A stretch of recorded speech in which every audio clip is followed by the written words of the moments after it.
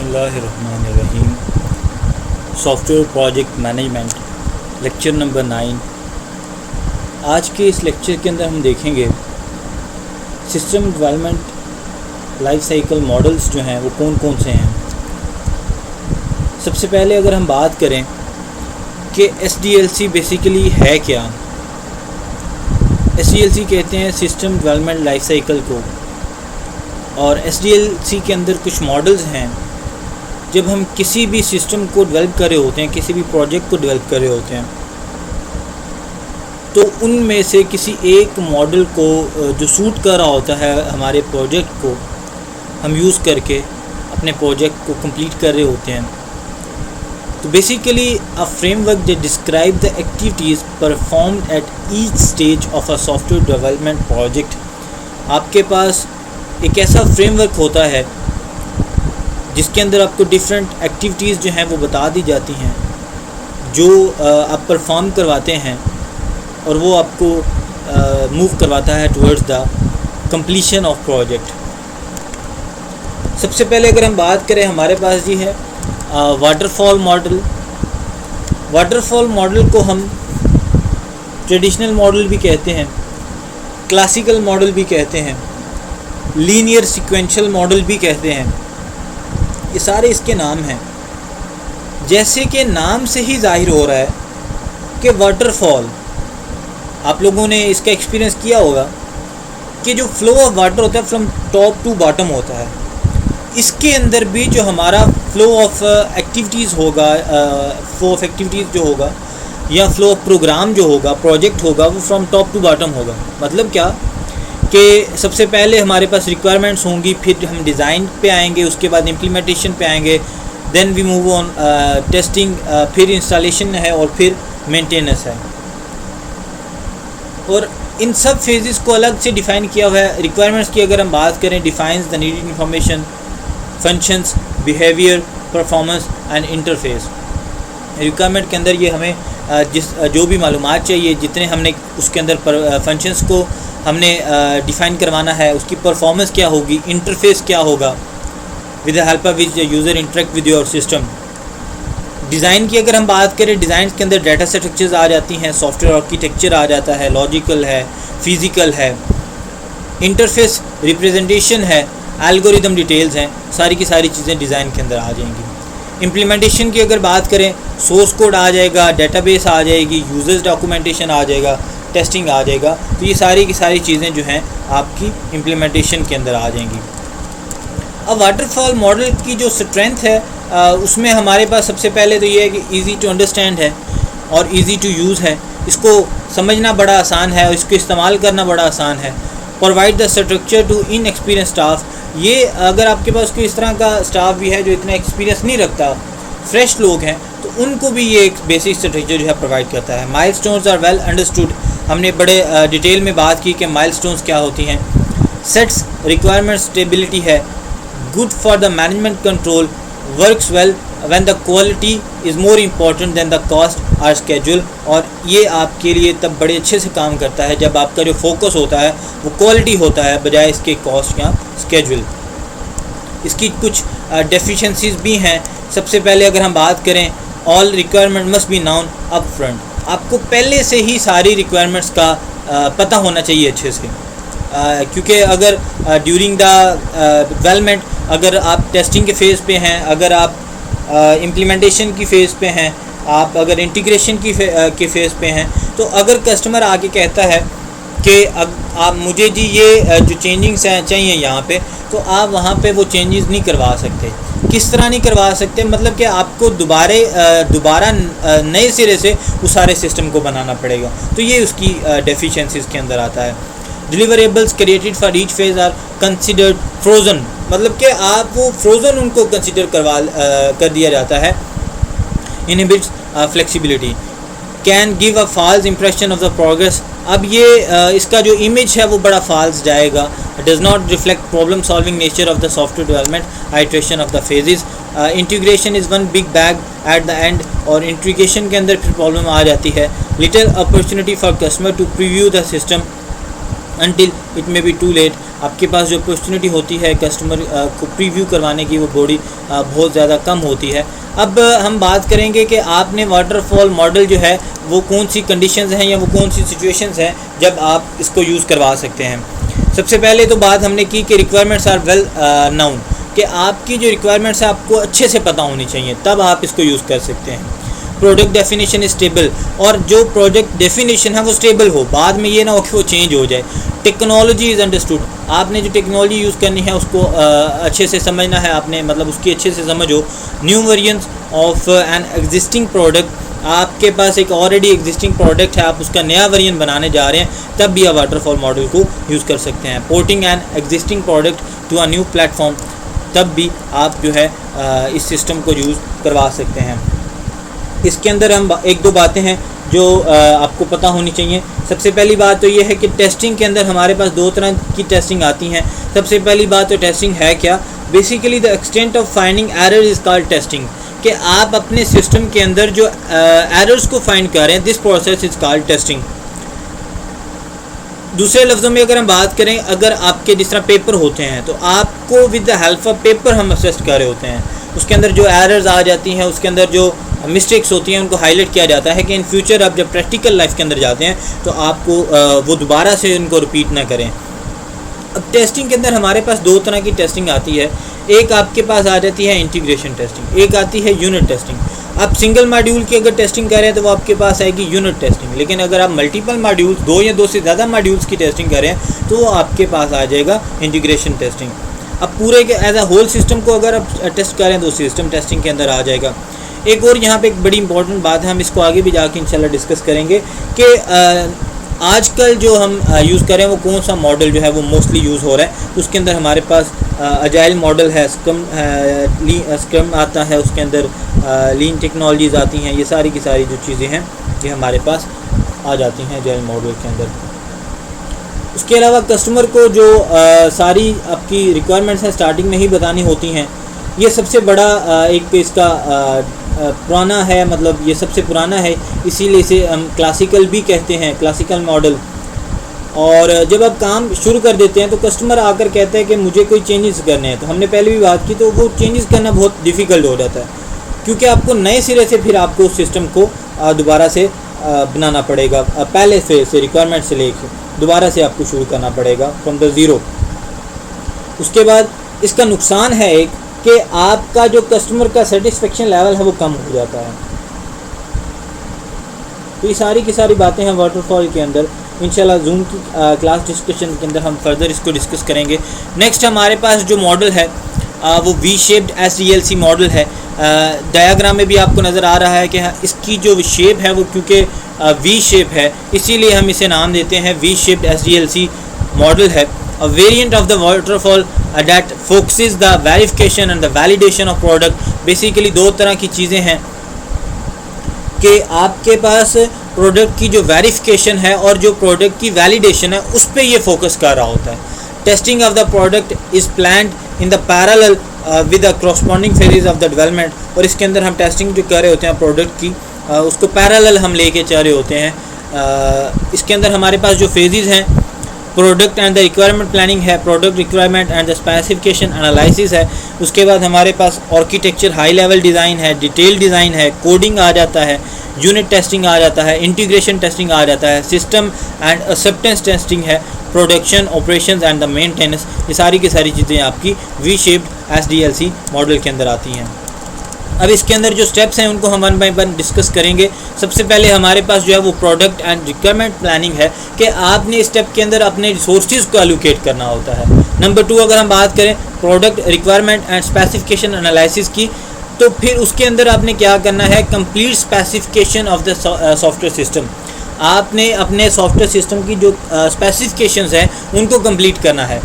Then we move on the next step architecture और the high level design, कि आप define करें how the system software functions fulfil the design, कि आपके जो सिस्टम का डिज़ाइन होगा उसको कैसे हम फुलफिल करेंगे। डिटेल डिज़ाइन है, develop the algorithm for each architectural component, जितने भी आपके आर्किटेक्चरल कंपोनेंट हैं उनके लिए एल्गोरिदम जो है वो डेवलप करें। अगर हम बात करते हैं नेक्स्ट स्टेप की, हमारे पास प्रोडक्शन एंड ऑपरेशन मेंटेनेंस है, provide for the enhancement and the corrections हैं। उसके बाद हमारे पास सिस्टम एंड एक्सेप्टेंस टेस्टिंग है। Check the entire software system in its environment, जहाँ पे उसने रन होना है वहाँ पे जाके आप उसको चेक करें। इंटीग्रेशन एंड टेस्टिंग है। Check the modules interconnect correctly, आप उनको टेस्ट करें, चेक करें कि क्या जो आपके मॉड्यूल्स हैं वो सही से आपस में इंटरकनेक्ट हैं। Then we have unit testing, हमने पहले भी बात की है। Check that each module act as expected, आप हर एक मॉड्यूल, यूनिट टेस्टिंग में आता है मॉड्यूल टेस्टिंग, आप सिंगल मॉड्यूल की टेस्टिंग कर रहे होते हैं तो आपने ये चेक करना है कि जो हर मॉड्यूल है उसी तरह काम कर रहा है जो उसकी फंक्शनैलिटी है। कोडिंग है। ट्रांसफॉर्म एल्गोरिदम इनटू सॉफ्टवेयर, आप अपने एल्गोरिदम को सॉफ्टवेयर के अंदर चेंज करवा दें। उसके अलावा हमारे पास जो नेक्स्ट टॉपिक है इसका वी शेप्ड स्ट्रेंथ। स्ट्रेंथ क्या है इसकी? Emphasise planning for verification and validation of the product in early stages of the product development. हमने पहले भी बात की है कि हमारे पास जो वी शेप स्ट्रेंथ है आपका मॉडल है, फोकस करता है बेसिकली, जो इसके अंदर दो मेन पॉइंट्स हैं, एक तो हमारे पास वेरिफिकेशन है, दूसरा वैलिडेशन है प्रोडक्ट का at the early stages of the product development. उसके बाद हम बात करेंगे each deliverable must be testable. Project management can track progress by milestone, आप जो प्रोजेक्ट मैनेजमेंट है वो माइलस्टोन्स के ज़रिए उसकी जो प्रोग्रेस है उसको चेक कर सकते हैं, ट्रैक कर सकते हैं कि अभी आप किस लेवल पे हैं, आपका 70% काम हो चुका है, 80% काम हो चुका है, इसको भी इस्तेमाल करना आसान है। अब जिस तरह हमने बात की वाटरफॉल की स्ट्रेंथ है, उसी तरह वाटरफॉल की डेफिशिएंसी भी थी, ड्रॉबैक भी थे, इसी तरह हमारे पास वी शेप की भी वीकनेसेस हैं, डेफिशिएंसीज हैं। Do not easily handle concurrent events, आपके पास पैरेलल इवेंट्स जो आ जाते हैं उनको हैंडल करना आसान नहीं होता। हमने बात की इसके अंदर पैरेलल टेस्टिंग हो रही होती है, वहाँ पे आपको पैरेलल इवेंट्स के अंदर प्रॉब्लम, कंकरेंट इवेंट के अंदर को हैंडल करने में प्रॉब्लम आ जाती है। Does not handle iterations of the phases, iterations जो है रिपीटिशन को कहते हैं, उनको अच्छे से हैंडल नहीं कर पा रहे होते। Does not easily handle the dynamic changes in the requirement, आपकी जो एक तो होती हैं स्टैटिक चेंजेस, स्टैटिक चेंजेस में आपके पास वो आ जाती हैं जो एक दफ़ा आपने कर दिया, बाद में उसको आप मतलब उससे नहीं डिस्टर्ब करेंगे। लेकिन डायनामिक चेंजेस ऐसी चेंजेस होती हैं जो आपको बार बार चेंज करने पड़ रहे होते हैं, तो उसको हैंडल करना यहाँ पे प्रॉब्लमेटिक होता है। Does not contain risk analysis activities, इसके अंदर रिस्क एनालिसिस एक्टिविटीज़ भी नहीं होती। आपने ऐसी कौन सी सिचुएशंस हैं, कौन से ऐसे सिनेरियोज हैं जहाँ पे वी शेप मॉडल को यूज़ करना है। Excellent choice for the system requirement, high reliability, hospital patient control application है।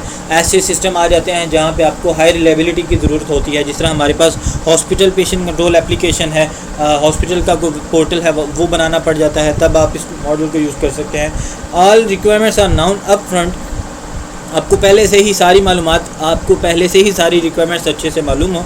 When it can be modified to handle changes requirement beyond analysis phase, आप इसको भी वहाँ पे यूटिलाइज़ करवा सकते हैं। Solution and technologies are known, आपके पास जो प्रॉब्लम्स हैं जो आप एस्टिमेट कर लेते हैं, एक्सपेक्ट कर लेते हैं कि दिस प्रॉब्लम कैन अकर, उसके सोल्यूशन और टेक्नोलॉजी आप पहले से ही जानते होंगे। नेक्स्ट अगर हम बात करें, हमारे पास एवोल्यूशनरी प्रोटोटाइपिंग मॉडल है। हमने प्रोटोटाइपिंग में पहले भी बात की थी कि प्रोटोटाइप बेसिकली होता है कि समथिंग कॉपी, जो आप एक तरह क्या आपके पास मॉडल है, कॉपी है, सैंपल है, आप इसको जो मर्जी नाम रख दें, कि अगर आपके पास कोई कस्टमर आ जाए तो सबसे पहले आप उसको अच्छे से लिसन करें। ये एक प्रोजेक्ट मैनेजर की बड़ी एक क्वालिटी होती है कि project manager must be good listener.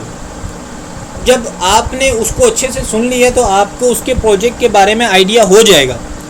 जब आपको उसके प्रोजेक्ट के बारे में आइडिया हो गया है तो आपने क्या करना है, आपने उसके सामने एक सैंपल रख देना, पेपर मॉडल रख दें, वुडन मॉडल रख दें, कोई भी किसी तरह का आप उसको सैंपल दिखा दें। अब उससे फिर पूछें कि सर क्या आप ये इस तरह की चीज़ बनवाना चाह रहे हैं। अब अगर तो वो ओके करता है देन आप मूव करें उस पर अपने प्रोजेक्ट की तरफ और उस पर काम करना स्टार्ट कर दें। लेकिन अगर वो कहता है कि नहीं मुझे इसमें थोड़ी सी चेंजिंग चाहिए, आप उसको चेंज करें on the paper, on the wood, आप उस जो रफ आपने बनाया हुआ है आप उसमें चेंज करके फिर कस्टमर को दिखाएं कि सर क्या आप ये बनवाना चाह रहे हैं। अगर वो ओके करता है फिर आप प्रोजेक्ट की तरफ मूव करें। जब तक कस्टमर की तरफ से आपको ओके साइन नहीं मिलता, आप जो है वो अपने प्रोजेक्ट की तरफ नहीं आए, आप उस पर काम ना स्टार्ट करें। तो ये बेसिकली 2-3 बातें हैं जो हमने इसके अंदर देखनी होती हैं प्रोटोटाइपिंग मॉडल के अंदर। एक कन्फ्यूजन आती है यहाँ पे, और उसके लिए एक टेक्निक यूज़ होती है थ्रो वे। आगे इसको हम देखेंगे भी इंशाल्लाह कि थ्रो वे आपके पास एक ऐसी टर्म है जो प्रॉपर प्रोटोटाइपिंग मॉडल के अंदर यूज़ होती है। आप जब कस्टमर को सैंपल दिखा रहे होते हैं, मॉडल दिखा रहे होते हैं, वो पेपर मॉडल है, वो वुड मॉडल है, वो स्केच मॉडल है, किसी भी फॉर्म में है, तो कस्टमर को ये लग रहा होता है, कस्टमर एक्सपेक्ट कर रहा होता है मुझे सेम यही चीज़ मिलेगी। लेकिन आपने वहाँ पे उसको ये क्लियर करना है कि सर इस तरह का होगा, ये एग्जैक्ट ये नहीं होगा। तो थ्रो वे के अंदर आप क्या करते हैं कि आप जब आपको कस्टमर की तरफ से ओके का साइन मिल जाता है तो आप अपने उस मॉडल को, सैंपल को आप वहाँ पे ही ख़त्म कर देते हैं और आप अपने प्रोजेक्ट की तरफ मूव कर देते हैं। Developers build a prototype during the requirement phase. आप रिक्वायरमेंट फेज़ के दौरान प्रोटोटाइप बनाते हैं। Prototype is valuated by the end users, और जो एंड यूज़र्स हैं, जिन्होंने कस्टमर हैं, जिन्होंने उस चीज़ को यूज़ करना है, उसको वैल्यूएट करा, एंड यूज़र वैल्यूएट करा होता है प्रोटोटाइप को। User give corrective feedback. Developers further refine the prototype, और जो डेवलपर्स हैं वो फर्दर रिफाइन करते हैं on the basis of requirement prototype को। When the user is satisfied, the prototype code is brought up to standards needed for a final product। हमने इस पे पहले बात की है। क्या स्ट्रक्चर एवोल्यूशनरी प्रोटोटाइपिंग स्टेप्स हैं? सबसे पहले तो आपके पास प्रीलिमिनरी प्लान होना चाहिए। Project plan is developed and partial high level paper model is created. आप स्टार्टिंग पे एक पेपर मॉडल ही क्रिएट करें और यूज़र से उसके बारे में फिर राय लें। The model is source for the partial requirement specification. हम ये बेसिकली एक सोर्स है जो पेपर मॉडल होगा यूज़र से रिक्वायरमेंट लेने का। Prototype is build with the basis and critical attribute. The designer build the database, user interface, algorithm functions. The designer demonstrates the prototype, the user evaluates for the problems and suggest the improvements. और user जो है उसको valuate करता है, और अगर वहाँ पे कोई किसी किस्म से इम्प्रूवमेंट की सजेशंस हैं तो वो आपको सजेशंस भी देगा। This loop continue until the user is satisfied. क्या स्ट्रेंथ है? Customer can see the system requirements. आप स्टार्टिंग में ही जब कस्टमर को मॉडल दिखाते हैं तो कस्टमर को अपने सिस्टम की रिक्वायरमेंट्स का आइडिया हो जाता है। Developer learn from the customer. Developers जो होते हैं वो कस्टमर से लर्न कर रहे होते हैं कि ये वाले चेंजेस चाहिए हमें, इसमें ये वाली इंप्रूवमेंट जो है वो हमें चाहिए। अ मोर एक्यूरेट एंड प्रोडक्ट। उसका फ़ायदा क्या होगा कि आपको जो एट द एंड प्रोडक्ट मिलेगी वो ज़्यादा एक्यूरेट होगी। Unexpected requirements accommodated. जो अनएक्सपेक्टेड रिक्वायरमेंट्स है वो वहाँ से रिमूव हो जाएंगी। Allows for the flexible design at the development. इसके अंदर फ्लेक्सिबल डिज़ाइन जो है वो मतलब इसकी परमिशन होती है आपको, मतलब कि आप वहाँ पे चेंजेस वगैरह भी करवाना चाहें तो आप करवा सकते हैं। ये वाटरफॉल की तरह नहीं है कि आपको अगर वहाँ पे इन बिटवीन वहाँ पे चेंजेस करवानी पड़ रही हैं तो आपको नए सिरे से स्टार्ट करना पड़ता था वाटरफॉल मॉडल के अंदर। लेकिन जो आपका प्रोटोटाइपिंग है इसके अंदर फ्लेक्सिबल डिज़ाइन है, आप इसके अंदर चेंजेस करवा सकते हैं। Study visible science of the products produced. Interaction with the prototype stimulates awareness of the additional needed functionality. इसकी वीकनेस क्या है जी? Tendency to abandon structure program. Development for the code and fix development. Number 1 हमारे पास आता है कि आपके पास एक रुझान बन जाता है कि कोड एंड फिक्स डेवलपमेंट का। Bad reputation for the quick and dirty methods. इसके अंदर एक ये भी थोड़ा ड्रॉबैक है कि आपकी जो रेपुटेशन है वो ख़राब हो जाती है जब आप तेज़ी से काम करते हैं। ओवरऑल मेंटेबिलिटी में बी ओवर लुक्ड। ज़्यादातर इसके अंदर ओवरऑल मेंटेबिलिटी को देखा जाता है जो डीप लेवल पे स्पेसिफिकली मॉड्यूल्स की अगर हम बात करें तो वो उसको नहीं देखा जाता। द कस्टमर में वांट द प्रोटोटाइप डिलीवर्ड। ये भी एक इसके अंदर प्रॉब्लम आ जाती है कि कस्टमर को ये लगता है कि जो प्रोटोटाइप उसको दिखाया जा रहा है वो डिलीवर्ड किया जाएगा। प्रोसेस में कंटिन्यू फॉर एवर। स्कोप करीब है कि आप इसको बार बार मतलब जब यूज़र को दिखाते हैं तो वो एक साइकिल से चलता रहता है जब तक यूज़र सेटिस्फाई नहीं हो जाता। आपने प्रोटोटाइपिंग को कब यूज़ करना है? रिक्वायरमेंट्स आर अनस्टेबल और हैव टू बी क्लैरिफाइड। जब आपके पास रिक्वायरमेंट्स जो है वो अनस्टेबल हैं और वहाँ पे मज़ीद क्लैरिफिकेशन की ज़रूरत है। As the requirements clarification stage of a waterfall model. Develop the user interface. आप यूज़र इंटरफेस जब आप बनाने जा रहे हैं, शॉर्ट लिव डिमॉन्स्ट्रेशंस हैं, जब आपकी डिमॉन्स्ट्रेशन शॉर्ट लिव्ड हैं, न्यू ओरिजिनल डेवलपमेंट है, नए सिरे से ओरिजिनल डेवलपमेंट कर रहे होते हैं। With the analysis and the design portion of the object oriented development. Red है, लास्ट लेक्चर्स के अंदर भी इसको थोड़ा सा डिस्कस किया गया था। रेड हमने बात की थी, रैपिड एप्लीकेशन मॉडल है। अब रैपिड एप्लीकेशन मॉडल के अंदर क्या चीज़ें आती हैं कि बेसिकली हमारे पास it's a type of incremental model.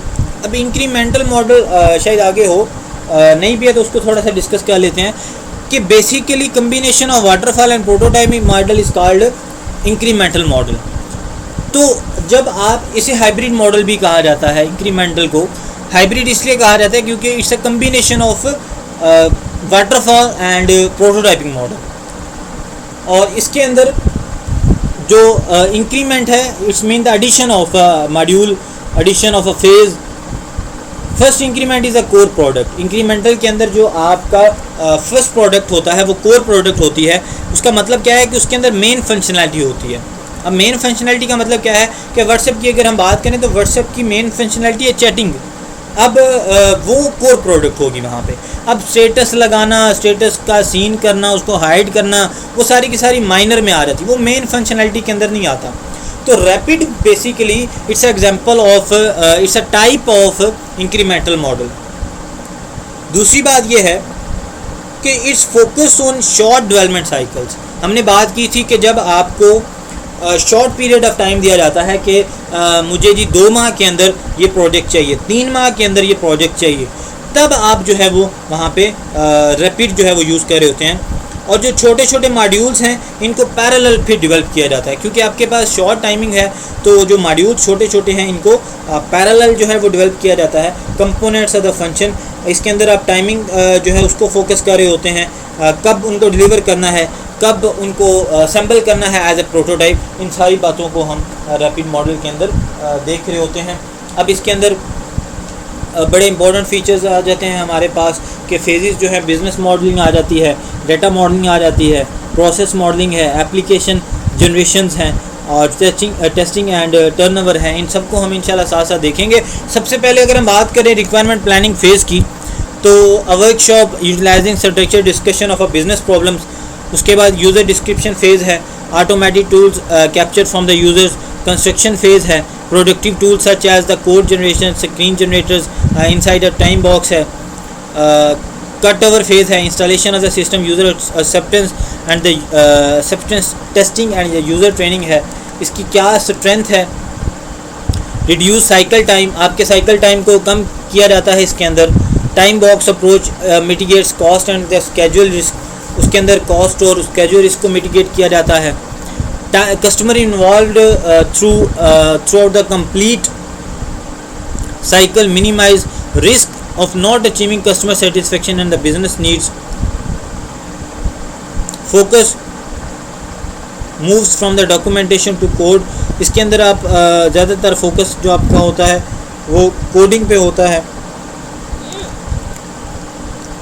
uses modeling concept to capture information about business data and the processes। Weakness की अगर आप बात करें, accelerated development process must give quick response to the user. इसके अंदर जो यूज़र का रिस्पांस है वो क्विक होना चाहिए, लेकिन ऐसा होता नहीं। Risk of never achieving closure, risk को आप वहाँ पे असेस नहीं कर पा रहे होते। Hard to use with the legacy system, जितने आपके लेगेसी सिस्टम है उनके अंदर आप इस तरह का जो मॉडल है उसको आप नहीं यूज़ कर पा रहे होते। Requires a system that can be modalise, आपको एक ऐसा सिस्टम चाहिए होता है जिसके अंदर आप अपनी मॉडलाइजेशन करें। इसके अंदर आपको वो फैसिलिटी जो है वो प्रोवाइड नहीं की जाती, ना ही होती है। Developers and the customer must be committed to rapid fire activities in an abbreviated time frame. एक बड़ा शॉर्ट सा पीरियड होता है जिसके अंदर डेवलपर और कस्टमर्स को आपस में कमिट होते हैं। क्या ऐसी सिचुएशंस हैं और कौन से ऐसे सिनेरियोज हैं जहाँ पे आप रैपिड एप्लीकेशन डेवलपमेंट मॉडल को यूज़ कर सकते हैं। रीजनेबली वेल नाउन रिक्वायरमेंट्स, जब आपके पास रिक्वायरमेंट्स वेल नाउन हो, user involve throughout the life cycle, आपके पास ऐसा यूज़र हो जो throughout the life cycle involve हो during the project can be time box, आपके पास एक टाइम फ्रेम हो कि within this period of time we have to complete this project. Functionality delivered is increment, इसके अंदर जो increment है वो हर एक फंक्शनैलिटी है। फंक्शनैलिटी हो, मतलब कि हर एक जो इंक्रीमेंट है फेज़ के साथ जो इंक्रीमेंट है उसके एट द एंड हमें जो आउटकम मिले वो कोई ना कोई एक फंक्शनैलिटी हो। हाई परफॉर्मेंस नॉट रिक्वायर्ड, वहाँ पे परफॉर्मेंस को जो नहीं फोकस किया जाता, बस आपकी प्रोडक्ट है उसकी कंप्लीशन को हम देख रहे होते हैं, वहाँ पे भी हम रेड को यूज़ कर सकते हैं। लो टेक्निकल रिस्क, जहाँ पे आपका लो टेक्निकल रिस्क हो वहाँ पे आप रेड को यूज़ कर सकते हैं। System can be modalise. Incremental हमने पहले बात की, चले आगे ये आ गई है चीज़। इंक्रीमेंटल का हमने बात की थी, basically it's the combination of both waterfall model and prototype model. अब इसके अंदर अगर हम बात करें तो दो तीन बातें हैं। सबसे पहले क्या है जी कि इंक्रीमेंट जो है इसका मतलब होता है addition.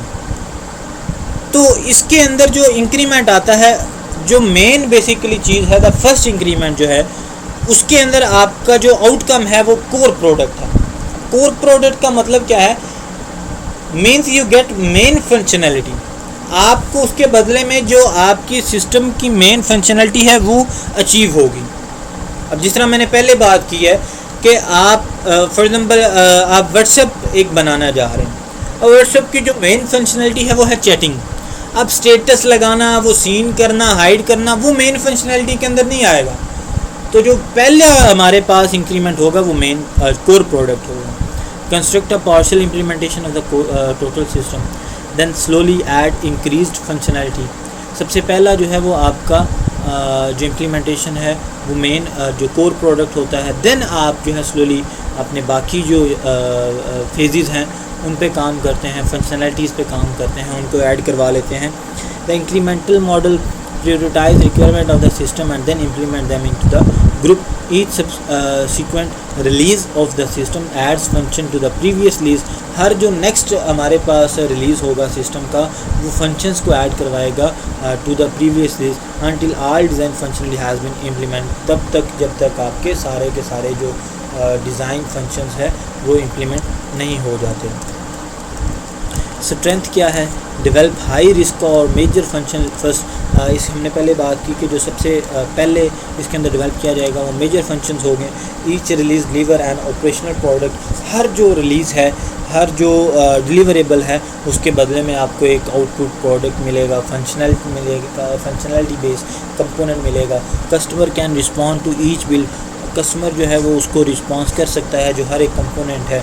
Uses divide and conquer break down of the task, इसके अंदर डिवाइड एंड कंक्वर रूल को यूज़ किया जाता है।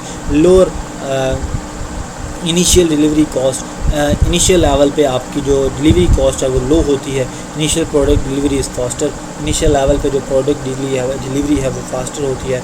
Customer get important functionality earlier, जो इम्पॉर्टेंट फंक्शनैलिटी होती है कस्टमर्स को वो एट द अर्ली स्टेजेस में दे दी जाती है। Risk of changing requirement is reduced, और जो चेंजिंग रिक्वायरमेंट्स का रिस्क होता है वो कम होता है इंक्रीमेंटल मॉडल के अंदर। इसकी जो वीकनेसेस हैं उनको डिस्कस कर लेते हैं। Requires good planning and design, इसके लिए आपको बड़े अच्छे से प्लानिंग की, डिज़ाइन की ज़रूरत होती है। Require early definition of the complete and the fully functional system to allow for the definition of increment. Well defined modules interfaces are required, some will be depend long before others. Total cost of the complete system is not lower, initial cost उसकी lower होती है लेकिन जो total cost होती है complete system की वो lower नहीं होती। कौन सी ऐसी सिचुएशंस हैं जहाँ पे आप इंक्रीमेंटल मॉडल को यूज़ कर सकते हैं? Risk, funding schedule, programme complexity और need for early realisation of benefits. इन सिचुएशंस के अंदर आप जो है इंक्रीमेंटल मॉडल को यूज़ कर सकते हैं। Most of the requirements are known up front but are expected to evolve over time. A need to get basic functionality to market early. इन सिचुएशंस के अंदर भी आप जब आपको मार्केट के अंदर बेसिक फंक्शनैलिटी की ज़रूरत होती है तो आप इंक्रीमेंटल मॉडल को यूज़ कर सकते हैं। On project which have lengthy development schedules, ये उन प्रोजेक्ट्स के लिए बड़ा वैल्यूएबल होता है जिनकी जो स्केड्यूलिंग है वो लेंथी होती है। On a project with the new technology, कोई ऐसा प्रोजेक्ट है जिसके अंदर न्यू टेक्नोलॉजी यूज़ करने जा रहे हैं वहाँ पे भी इंक्रीमेंटल मॉडल को यूज़ करना बेहतर होता है। स्पाइरल मॉडल है, स्पाइरल मॉडल की अगर हम बात करें तो इसके अंदर एक बड़ा इम्पॉर्टेंट फीचर है वो ये है कि हर फेज़ के अंदर आपके रिस्क को वैल्यूएट किया जा रहा होता है इन द स्पाइरल मॉडल। इसको प्रपोज किया था बोहिम ने, और जो इसका फ़ायदा है बेसिकली जो ये यूज़ होता है फॉर द लार्ज प्रोजेक्ट्स। कुछ ऐसे प्रोजेक्ट आपके पास होते हैं जिनकी लॉन्ग टर्म स्केजुलिंग होती है, उन प्रोजेक्ट्स के लिए आप जो मॉडल यूज़ करते हैं वो स्पाइरल मॉडल यूज़ करते हैं। इसके अंदर आइट्रेशंस होती हैं। सबसे पहले आपने एक रफ सा स्केच बना लिया, उसके अंदर आपने आइट्रेशन की, बेहतर फॉर्म में आ गया, मज़ीद उसके अंदर आइट्रेशंस की, ज़्यादा रिफ़ाइन हो गया, और तब तक आपने करते रहना है जब तक वो बेस्ट तक नहीं चला जाता। Controlled and the systematic aspect of waterfall process model at the risk analysis and the 4-year RAD prototyping to the waterfall model. Each cycle involves the same sequence of the step as the waterfall process model. इसके अंदर वो सारे उसी तरह के cycles जो involve होते हैं, sequence basically sequence of cycles. जिस तरह का आपके पास वाटरफॉल है, स्पाइरल क्वाड्रेंट है, determines the objective alternatives and the constraint. सबसे पहले ऑब्जेक्टिव्स में हमारे पास फंक्शनैलिटी आ जाएगी, परफॉर्मेंस आ जाएगी, हार्डवेयर सॉफ्टवेयर इंटरफेस आ जाएगा, क्रिटिकल सक्सेस फैक्टर्स आ जाएंगे। अल्टरनेटिव्स की अगर हम बात करते हैं, बिल्ड आ जाएगा, रीयूज़ आ जाएगा, बाय आ जाएगा, सब कॉन्ट्रैक्ट आ जाएंगे।